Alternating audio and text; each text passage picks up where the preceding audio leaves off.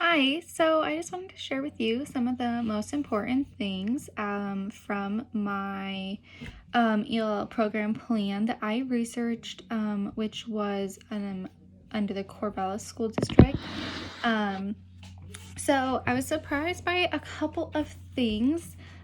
First, the district in Corvallis is actually pretty diverse, more than I was expecting. I'm from Salem, and so um, I don't really know that much about Corvallis and their population there just in general. And so they serve approximately like 6,700 students, and then 14% of those students are ELLs. Um, and that's according to their 2018-2019 report card, which is where I got a lot of my statistical information, and then the rest of it is from the ELL program plan, which is actually kind of out of date. Unfortunately, the document says that it was provided with information for 2013 through 2015. So they probably, met the deadline when they needed to, and they haven't had to update it for their next one. So some of the information that I was looking at is probably out of date, which was one of my recommendations for improvement, was first to update the plan just in general. And then they have a couple different educational approaches. They have dual language immersion, they have ELD, and they have sheltered instruction. In all of these classes or strategies, the teachers all have to have an ESL endorsement, and then if they're doing sheltered instruction, they have to have there's a few different trainings that they could have, but they do need to have more training than others. And then with the dual language immersion, if they are teaching like the Spanish half of the day, or if they were doing the whole class and they had English and Spanish instruction, then they had to have a bilingual endorsement as well.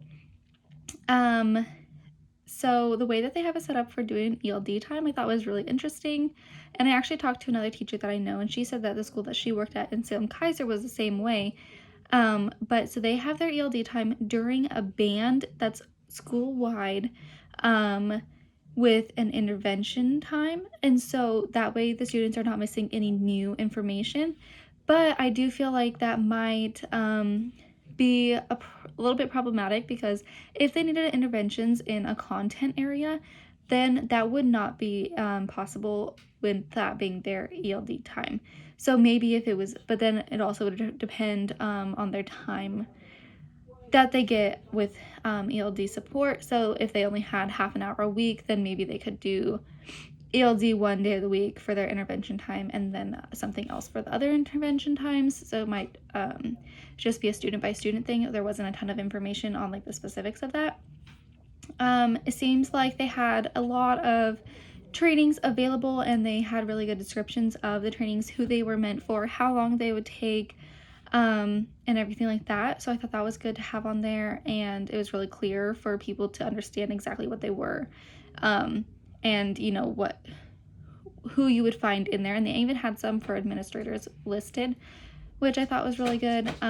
They have an identification plan using the IPT, and then they determine if the students need services. And then they have ELL staff determine whether they need the services or not based on the scores. Then they notify the parents, and they communicate with parents in their native language by any means possible. And then they do written documents, and they also will do phone calls and use translators if necessary. And then they discuss all the different options with their programs, and they provide transportation, because the school district has a couple of schools that are set up with the dual language program, and then they have an ELL magnet school as well. So they will set up transportation for students if the parents choose that they want those schools, if they do qualify for ELL services. And then for the reclassification, every year students are reassessed using ELPA, and then they keep, progressing through the levels. And if they get to proficient, then they will be redesignated and put on a monitoring level.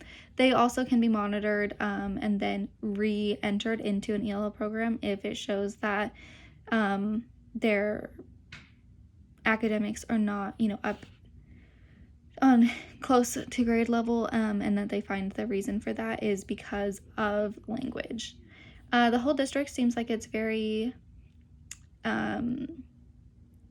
accessible to parents. They have lots of bilingual websites, especially for specific schools like the dual language schools. And it does seem that they do what they can to communicate with parents in native languages as much as possible, and send home lots of bilingual papers so that it's as accessible for everybody as possible.